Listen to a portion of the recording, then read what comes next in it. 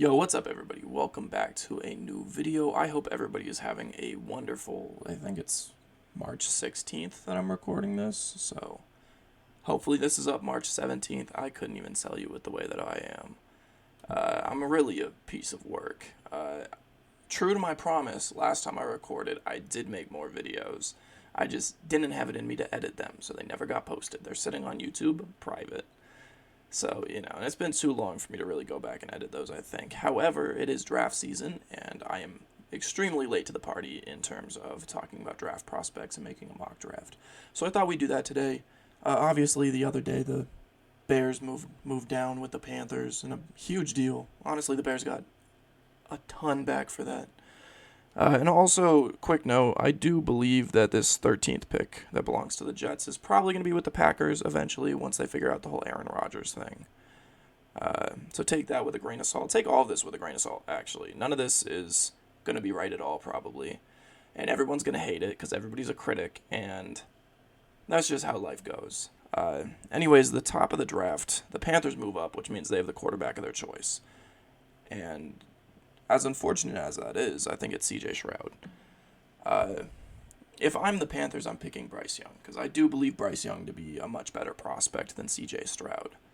But also, at the same time, the rumor is that C.J. Stroud is number one on their board, and apparently it's between him and Anthony Richardson, and it's leaning towards Stroud, but they're going to do more research on Richardson.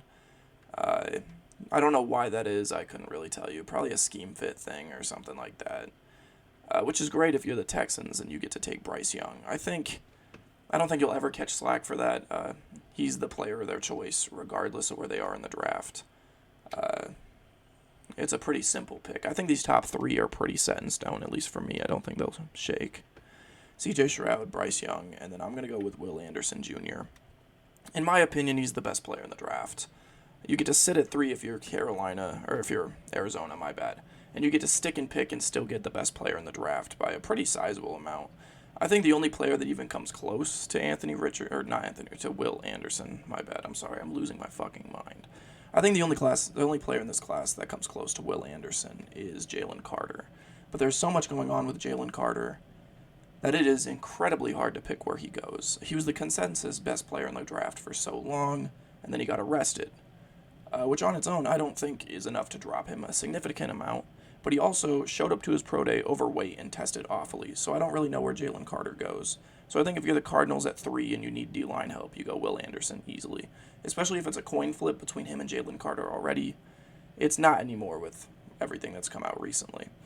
At 4, if you're the Colts, I think you're kind of chokeholded into taking a quarterback, and I think it's Anthony Richardson. Anthony Richardson is probably the most athletic quarterback we've seen, at least from a combine perspective. He does a lot of what he does a lot of what Justin Fields does for the Bears, except in my opinion, from what I've seen, his arm is arguably better than Justin Fields already. So it'll be extremely interesting to see what happens. This could be a Will Levis spot, I guess. If they're not set on a quarterback, they could always drop down in the draft. I don't really know. These 4 picks, at least for me, are pretty set in stone. I feel like every time I do a mock draft, it's these 4. From here, it's where things get interesting, especially with Jalen Carter, even though he's probably first or second best player in this class, depending on how you view him. If you're the Seahawks sitting at 5, what do you do? And I'm leaning towards them swaying away from Jalen Carter because of Pete Carroll and the regime that he runs, and his tendency to stay away from people who have character concerns. So I think he'll stay away from Jalen Carter, even though they do need D-line help, which leads me to believe that Tyree Wilson is pick 5. They need D-line help. You can never have too many edge rushers. Their edge rushers aren't exactly set in stone. You get to pick probably the best player available if it's not Jalen Carter. Tyree Wilson is really good. I think he's basically a lock to go in the top 10.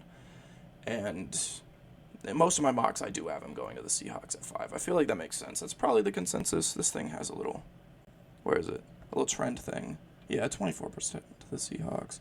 I feel like that's a pretty safe bet. Again, the Seahawks could also choose to move down. I don't know. I think, honestly, this year we're probably going to see a record number of trade downs and trade ups. Last year was crazy with the amount of movement we had in the first round, and I think honestly we probably see more than we did last year. This is not a very good class. Honestly, this is one of the worst classes that I've seen, at least in terms of top end talent. So if you're a team that only has one or two players that are on like the top of your board, you're going to do whatever to try to get those two. And if you're a team that maybe those one or two players aren't on the board, you might want to trade down. So I think we'll see a crazy amount of movement. For the point of this mock draft, though, I am not doing trades. So, take that as you will. Number 6. I believe the Lions' biggest need to be cornerback. Given their needs, this could be Jalen Carter. It is extremely tempting to say that this is Jalen Carter. But you have the best cornerback in the draft on the board. He's a freak athlete. And it's just hard for me to... I believe the Lions will pick the best player available here. I think they're in a position to do that given everything on their team. But again, I don't think it's Jalen Carter. To me, this comes down to cornerback 1 and cornerback 2, however you view it, of Christian Gonzalez and Devin Witherspoon. Personally, I believe that Christian Gonzalez is probably pick 6. I feel like that makes sense. It's pretty simple, honestly. Best corner around, they need a corner. I don't need to overthink it sometimes. Now, 7 is where things do get interesting. If you're the Raiders, what do? They just signed Jimmy Garoppolo. If I'm understanding it correctly, though, there is an out in Jimmy Garoppolo's contract. So, you could take a quarterback. They could have brought Jimmy Garoppolo in with the direct emphasis on drafting a quarterback to stash and then starting him later. And that could definitely be Will Levis. They need O-line pretty badly. Do you get O-line here? I think it might be a little bit early. This could be Peter Skoronski, I guess.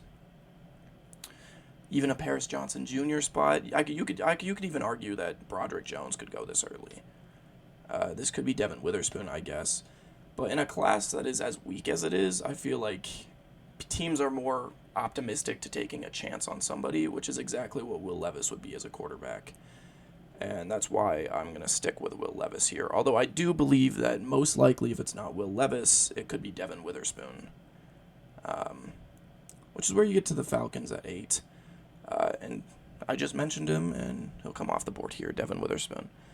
Given everything that the Falcons need, I just don't really think that it's the best option. A.J. Terrell and Casey Hayward have dealt with injuries in the past, and outside of those two, they don't really have a third corner.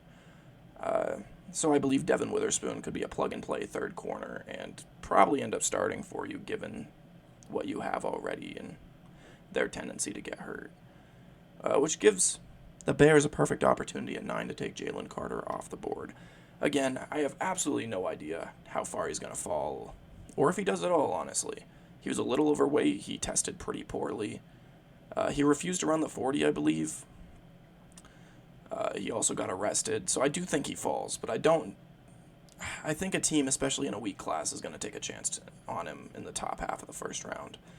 And if you're the Bears, you get the best player in the class, arguably. So I think that's probably what we see here. Easily the best player available. Amazing place if you're the Bears. If you're sitting at number 10, though, and you're the Eagles, this could be a first wide receiver, but I kind of think wide receiver is more that 16 to 20 range is where we start to see them go. The wide receiver class is not amazing. They do need interior O-line help pretty bad, obviously, with Jason Kelsey's coming back, but obviously his future isn't set in stone there. They have the best O-line, but I don't know if the future is set for the Eagles in terms of their offensive line. They could definitely look to get a guard. Maybe not play him now, but play him, a year or two down the line with contractual things and stuff like that. And you're in a place to take the best O-lineman on the board, which is Peter Skoronski. Now, even though he is listed at tackle, I believe he's 6'3"? He's 6'4". He's 6'4". It's commonly brought up that he has smaller arms. A lot of people project him to play guard. This thing probably has him projected to play guard. I couldn't even tell you. Versatile O-line, yeah. You can play tackle or guard, which I think is great for the Eagles, especially as a depth signing for right now. I think you can sit him at guard, and he could be a plug-and-play pretty quickly. I think he's great. He's extremely technically sound. I think he can run block, pass block. He can do what you want. basically. He's extremely versatile. Especially, I mean, I I believe the Eagles could definitely look to trade down here. Even if you don't get Peter Skoronski by trading down, you can still get the top like true guard in the class in Osiris Torrance if you trade down. At 11, I think is where you can start selling me on the idea of a wide receiver a little bit more. That's not what I have here. You could also sell me on an edge, honestly. The edge class is good. I mean, at 11, depends how you view Miles Murphy. Teams seem to be everywhere on Miles Murphy. Some people don't believe he's a first-round pick. Some people believe he's top 5 in the class. So it's just which team views what on Miles Murphy. Nolan Smith and Lucas Van Ness both tested absolutely amazing at the Combine. They're both athletic freaks. Nolan Smith tested, like a 4.6 40, which is ridiculous. But I don't think that's this pick here. I believe their biggest need is tackle, and you have Paris Johnson on the board. I think it's hard to pass on him. Paris Johnson, in terms of athleticism and true size, I think he is the best tackle in the class. There's a lot of more potential with Paris Johnson. Like, there's a lot that we have yet to see with him that teams believe that they can get out of him. He's not exactly technically sound, but he has the best size out of any tackle in this class. He has the most raw potential, even if he's not the most technically sound. I think Broderick Jones and Paris Skoronski are more technically sound than he is, but he is a freak. I like Paris Johnson a lot. I view him as probably a top 10 player in this class, him and Peter Skoronski both. And if you're the Titans who just lost Taylor Lewan, I think it is a safe investment. Now, if you're picking at 12 and you're the Texans, I've kind of gone back and forth with this. They could stick here and pick defensive line, I think. Kalijah Cansey is a freak. He is an amazing athlete. He's an amazing player.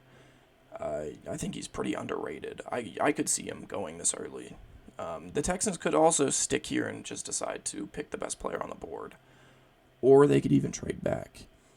But the common tendency of teams is if you get a quarterback, you get him a weapon to deal with. And I think that's what the Texans do, especially when the board is played to get you the top wide receiver. Now, it might be a little bit early still for me to believe that wide receiver should be coming off the board, but I'm going to stick and pick here with my wide receiver number 1 in Jordan Addison. There's a lot to like about Jordan Addison. Even if it's a weak wide receiver class, he's, in my opinion, at least been the best wide receiver in football this year, and he was arguably last year, even if he might have not been that outstanding this year. Obviously, the way of he was at Pitt last year, transferred to USC. I think there's a lot more to like with Jordan Addison than some of these other wide receivers on the board. Jackson Smith-Njigba is incredibly hard to grade. A lot of these wide receivers are very close. 1 second. Let me read my notes. Okay, I do have notes. Yeah, I believe that wide receivers in general, though, could fall. It's not an extremely good wide receiver class, I would say. You have these top 3 wide receivers and then kind of a drop-off between there. Honestly, these guys could fall. We could only see 2 wide receivers in the first round. You could sell me on that. But I do believe that the Texans will look to pick up a weapon, and it may as well happen here, I guess. The Jets, if you're sitting at 13, what do? You know, it's way too early for a linebacker. You missed out on all the quarterbacks. You could look to go best player available. But I believe the Jets' biggest need is offensive line. Anywhere on the offensive line, really, except... Ah, jeez, bro, I'm fucking blanking. Ah, jeez, forgive me. It's been a long fucking day, man. I believe their biggest need to be tackle, though, personally. And there's a huge drop-off, in my opinion, at least, in linemen past this point. If you don't get Broderick Jones, there is a noticeable drop-off, in my opinion, between Broderick Jones and any other lineman left on the board. So I think if you're at 13, your best option is to stick and pick and take Broderick Jones.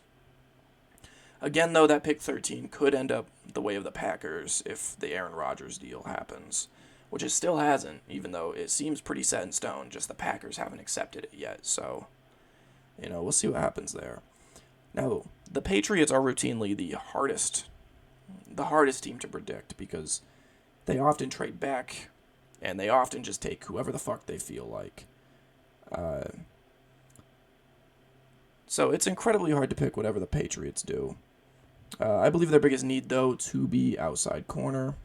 Uh, outside of Jonathan Jones.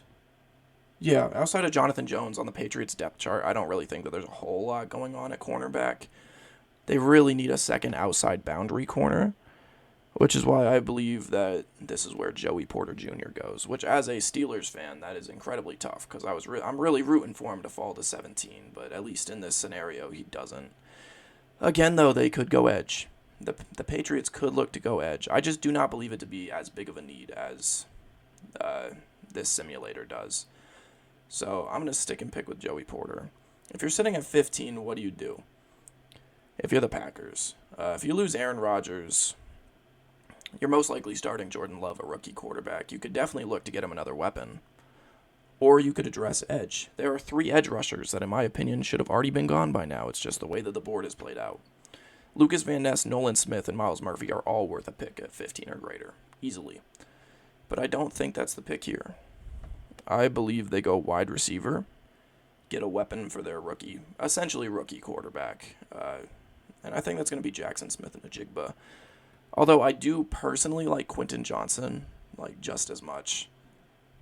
I believe that outside of Jackson Smith and Najigba's speed, which is a huge concern, he is easily the most technically sound wide receiver in the class. He is limited to the slot, which is a concern. But you can never have too many wide receivers on a roster, and you can never have too much talent, especially if you're the Packers that don't really have a lot of talent at the position. And if you're looking wide receiver, I think Jackson Smith and Najigba is the guy, although, again, I do believe wide receivers could fall. Now, sitting at 16, if you're the Commanders, what do? You can't get a quarterback. I think it's a little bit too early to go interior offensive line.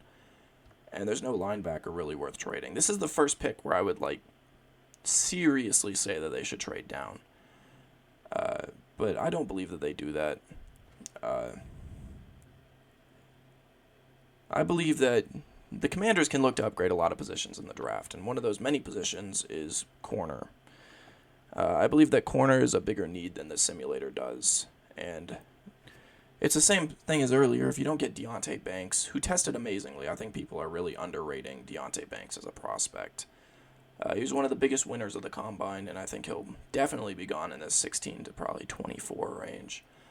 And if you're the Commanders and you're looking to upgrade your team in any way possible, I think Deonte Banks is a huge upgrade at cornerback, and it's pretty simple that way.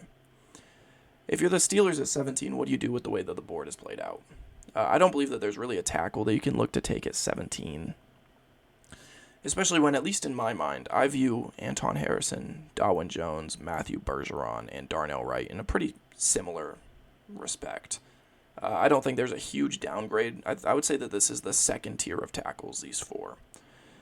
Even Cody Mach, maybe. So I don't really think tackle is in play, especially when you have the 32nd pick, and you're almost guaranteed to get one of these 4 at that pick. Linebacker could be a need. Obviously, they are probably losing Devin Bush, and they cut Miles Jack. But there's not really a linebacker worth taking here. Same with corner. The board is played out pretty unfavorably for the Steelers. Again, all these guys, they're going to probably be available at 32, at least most of them. And there's not a huge differentiation between a lot of these guys. I believe one of the biggest needs for the Steelers, as a fan watching them last year, was their lack of an interior D lineman. They lacked it drastically. They were starting, Montravius Adams most of the year because Tyson Alualu was either hurt or not getting the job done. So obviously, it's a pretty rough place to be in. And those are the only 2 D tackles on the entire roster. I know they have Cameron Hayward play interior sometimes, which is great. He's also getting old. So you could definitely look to upgrade that position. And I believe that Kalijah Cansey is a phenomenal player. Obviously, way of Pitt, that's not why I'm picking him, though, even though the Steelers picking a Pittsburgh guy sounds about run-of-the-mill for them. I believe that they could upgrade it, and I believe Kalijah Cansey, it wouldn't even surprise me to see him go top 10, honestly. He is a phenomenal player. Now, if you're sitting at 18 and you took corner, and you're the Lions, what do? They could look to go D-line. Like, this is seriously a Brian Brzee spot. It really could be. But is that what you're looking for here? For some reason, it just doesn't. I don't think that they double up defensively. I just don't see it happening. You could take a linebacker. It's not going to happen here, though.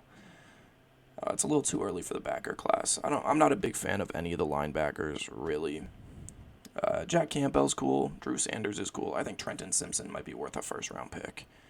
But that's kind of it, really. So what do you do? I mean, after losing T.J. Hawkinson, they've lacked a true tight end. And I know it's not a position of value, really. And it's hard to see a tight end going this early. But I think this is a weird class. And it's one of the best tight end classes that we've seen in a long time, actually, which is why I'm going to pick Dalton Kincaid out of Utah.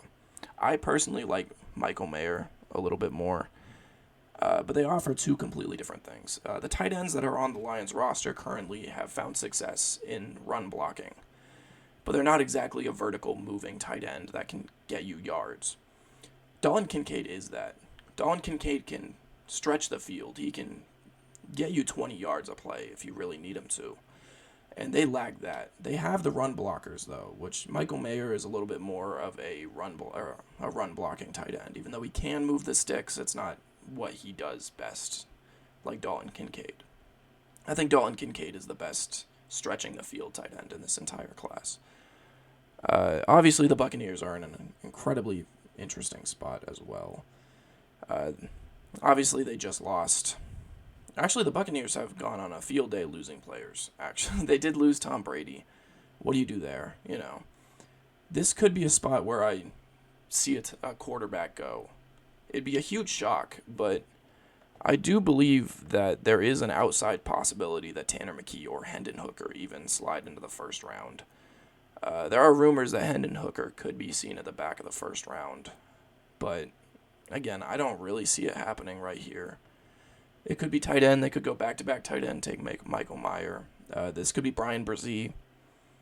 But if you're the Buccaneers and you're looking for a best player, or if you're just looking for best player available right here to start a rebuild, I believe this to be Brian Branch.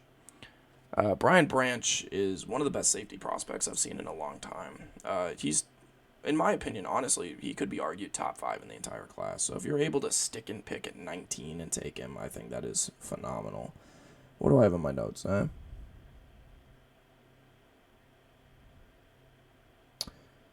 Yeah, the biggest thing for the Buccaneers, why I think they could take safety, is that their safety position is not really set in stone contractually.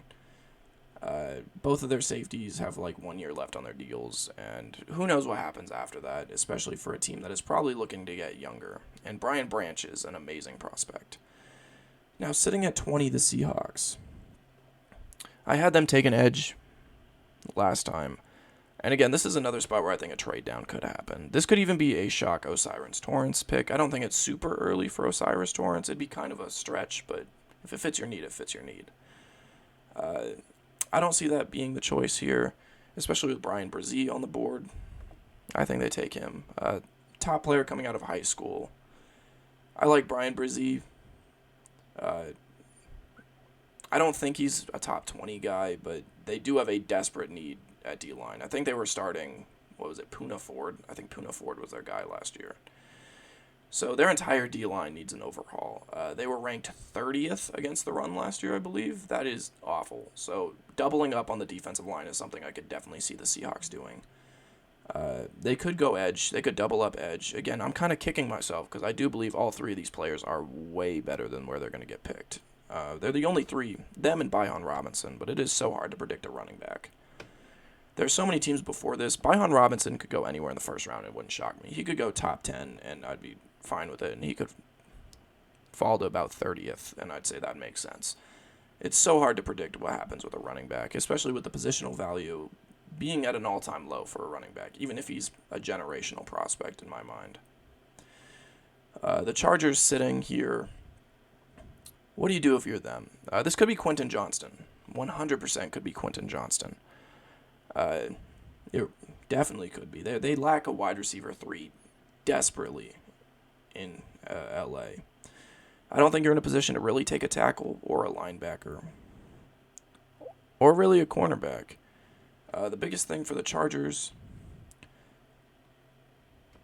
I believe that they go edge here. I really do. Especially with all these edges falling, I think it's a perfect situation for the Chargers to take one of them.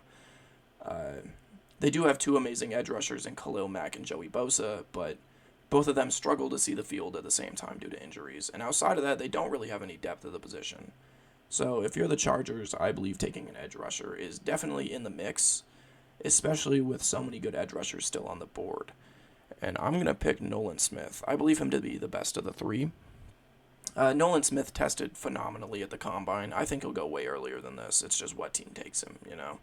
Edge, edge is kind of a sneaky position because even though it might not be the biggest need for a team, it's seemingly always a need. You can never have too many edge rushers.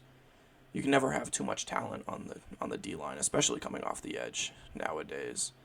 And I think it's a great fit in LA for the Chargers, especially with the injury concerns. And Khalil Mack isn't getting younger, and he's injury riddled. So I mean, Joey Bosa, it's hard to predict, but especially I think it's by far best player available, except maybe however you view Miles Murphy or Quentin Johnston. Obviously, Bijan Robinson's been the best player available since like the third pick, but how do you view a running back, you know? Now, if you're sitting at 22 and you're the Ravens, this one's pretty easy for me. They could go edge. Definitely, they could go edge. But I believe wide receiver, it's been a need for the Ravens for so many years. They lack it desperately. Rashad Bateman is really their only wide receiver, and he's already dealing with injuries. Who knows if that's a problem or not? I hope not. I think Rashad Bateman is going to be great when he's around. But especially last year, once Rashad Bateman went down, it was painfully obvious that they did not have a plan past him. So taking Quentin Johnston hopefully is the solution to that. It is by far the biggest need for the Ravens, and depending on how your board is, it could be best player available other than Bijan Robinson, obviously. 23, and if you're the Vikings, what do you do? I don't think D-line is in play for the rest of the first round. I don't think cornerback is in play for the same reasons. I mean, there's a couple corners that you could argue. It may not be, in my opinion, the biggest need for them, but again, given the fact that edge rushers are just dropping in this class, I believe Miles Murphy is the pick here. Again, not the biggest need for the Vikings, but teams seem to value edge rushers very highly because, again, you can never have too many edge rushers. Miles Murphy is kind of a wild card.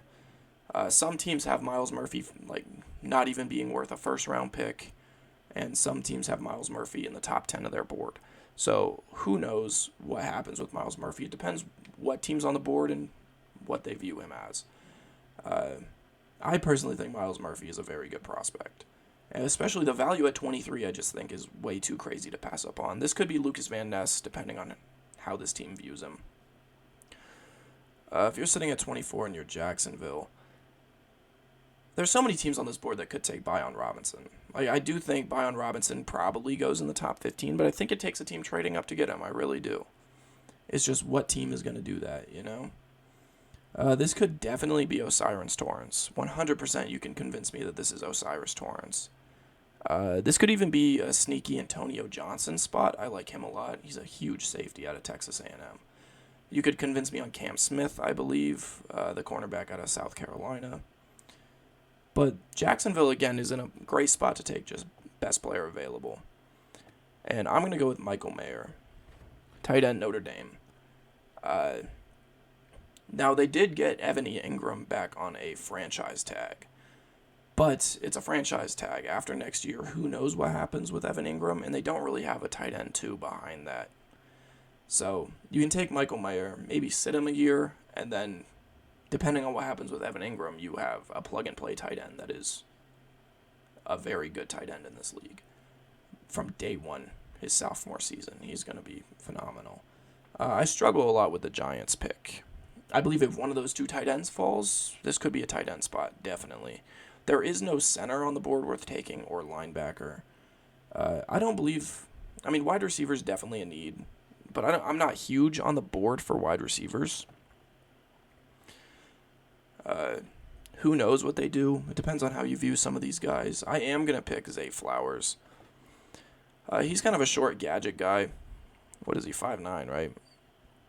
I guess they have him at 5'10". Uh, I mean, he is one of those gadget players that can be used as an immediate weapon. And outside of Sterling Shepard, I don't really think that the Giants have a whole lot of weapons at wide receiver. They do have Wandale Robinson, who was okay as a rookie. But outside of that, they kind of lack a wide receiver 3. It is a glaring hole, and I think Zay Flowers can fit that hole. Even though I do believe this could be a sneaky spot to see one of these other wide receivers come off the board.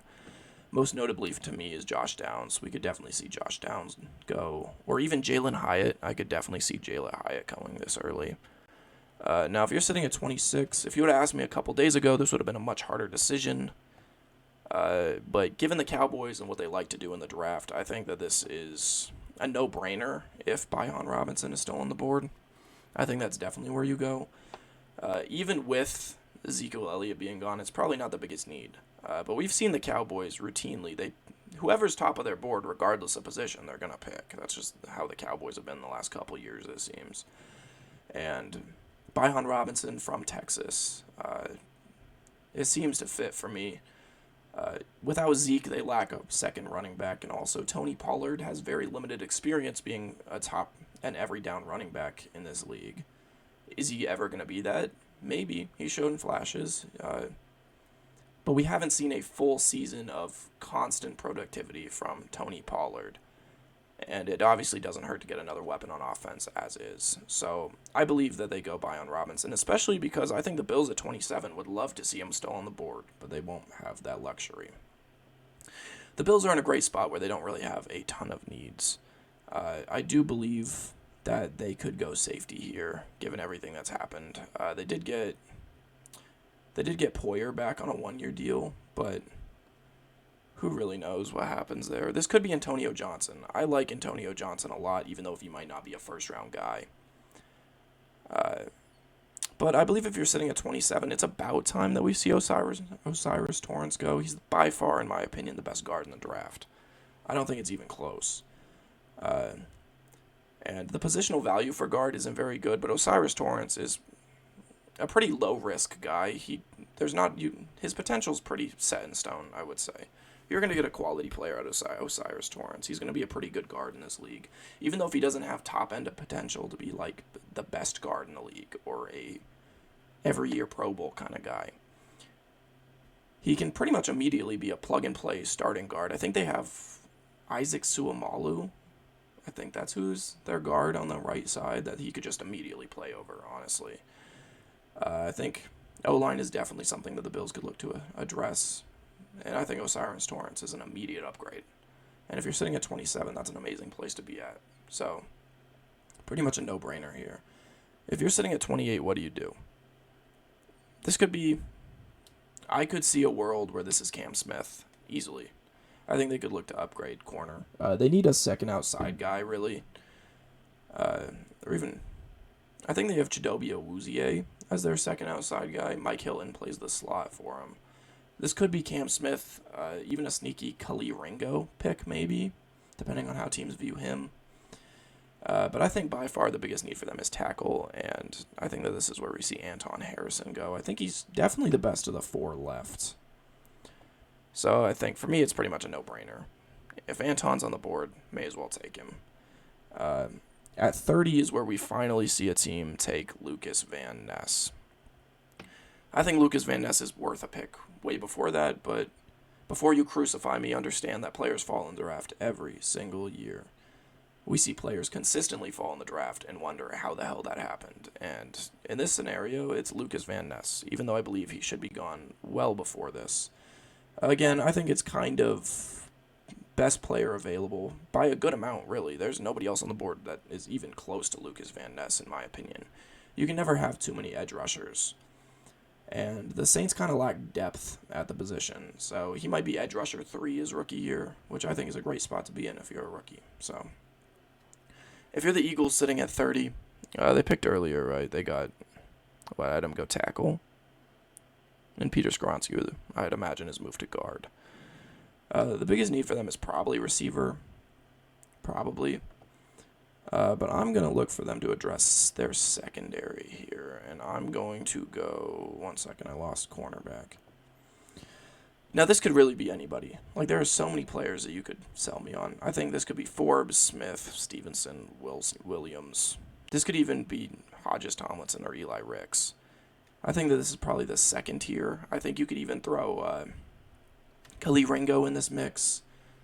And in my opinion, Clark Phillips. I'm a big Clark Phillips guy, but alas, here I'm going to go with Cam Smith. I think he's most likely to go in the first round. Obviously, with Darius Slay, with them losing Darius Slay, I think they are bringing him back, but obviously the situation doesn't look amazing. I believe they could definitely look to address cornerback. You can never have too many corners either, and the Eagles don't have amazing depth of the position or anything, so picking here, especially because the rest of the board doesn't really play out extremely favorably, in my opinion. If you're sitting at 31, what do you do? The Chiefs, obviously coming off a Super Bowl win, who knows what they do? If I'm getting it correct, they've lost a ton of players, like an unbelievable amount of players. I haven't delved too deep into the woodwork of how that's gonna affect them, but I do know that they lost Juju Smith-Schuster, and their wide receivers already weren't spectacular. Depending on how you view these players, I believe that this is probably a wide receiver given the rest of the board. And in my opinion, at least, other than Jalen Hyatt, maybe there is a drop-off after Josh Downs. So I'm just going to take Josh Downs here. Another offensive weapon for Patrick Mahomes, especially with losing Juju Smith-Schuster and everything else. I don't believe there's a single wide receiver on their roster, actually, that's under a long-term contract or anything. I believe addressing it in the first round, especially when you're the fucking Chiefs, is a good idea. Now, the 32nd pick, it's technically a second rounder, but we're going to come. I want to do it here, especially as a Steelers fan. Obviously, we addressed interior D-line, and most of the tackles and corners that were around originally are still around here. You could look to go tackle here, or not tackle, corner. Forbes, Stevenson, Garrett Williams. There's so many places I think they could go here. I don't believe... I mean, this could be Forbes, actually. I think this could definitely be Forbes or... where is it? Tomlinson. But I don't believe that this is where they go. They could also look to go linebacker here. You could go Trenton Simpson and still get the best linebacker on the board, in my opinion. But these, at least in my opinion, these four right here, or I guess these three, you can lump Henley into this maybe. I think these three are pretty interchangeable. And the Steelers pick again pretty soon, right? I don't think they have a huge drop. No, I guess they do. I thought they had 3 top 50 picks. They pick again. Yeah, they do. They pick at 49. So, I mean, maybe you wait till 49 to address that. I believe tackle's probably a bigger need here. And it just depends how you view these guys. I like all 3 of these guys to be the pick here. But I'm going to go with Darwin Jones. It's an obvious need, although I do believe that this could be somebody like Eli Ricks. If I were to pick another guy here, it would probably be Antonio Johnson. I know I've spoken about him a lot and not picked him. I mean, he is a plug-and-play guy. He's 6'3", right? Yeah. Sorry, I got awful eyesight, so please forgive me. I think Antonio Johnson is definitely worth a first-round pick, and he could easily be the pick here. Especially because, as of right now at least, they don't have a strong safety, really, unless they're going to roll with Carl Joseph. So they could look to plug him and play him in the strong safety role, even though they have him listed as a slot. I don't know. I couldn't tell you. The slot's pretty set in stone for the Steelers, actually, I believe, because they've been using DeMonte Kazee there, who's shown some success. Who knows? Again, this is my first mock draft. I believe next one I'll probably do trades and stuff like that. I'm not going to bother doing it now. I believe there's going to be a ton of them, and I hate predicting trades because it's so unpredictable, like always. Again, none of these picks are actually going to end up being correct. Let's see. Who do I believe could be a first-round pick? I believe Tanner McKee, like I said, could slip in. Mozzie Smith could slip in. Emmanuel Forbes, very realistically, could be a first-round pick. Steve Avila could be. There's an obvious world where one of these linebackers go. Antonio Johnson could go. Some teams are very high on Sam Laporta, although I don't think he's a first-round pick. Jahmyr Gibbs could be a shock first-round guy. I believe out of all these I believe Andre Carter could even be a pick that would happen here. Trenton Simpson's a guy that could easily be a first round pick too. It's just so hard to grade because unlike other years, I feel like it is a weak class, and I feel like there's a lot of similar players in terms of talent. It's very hard to differentiate some of these guys. But again, prepare for me to be completely wrong. Take everything with a grain of salt. Obviously, sorry, I didn't mean to show that. Obviously, a lot will change. This is my first of many mock drafts, I hope. I hope to make a couple of these. But I do hope you guys enjoyed, and I will see you guys in the next video of whatever I make.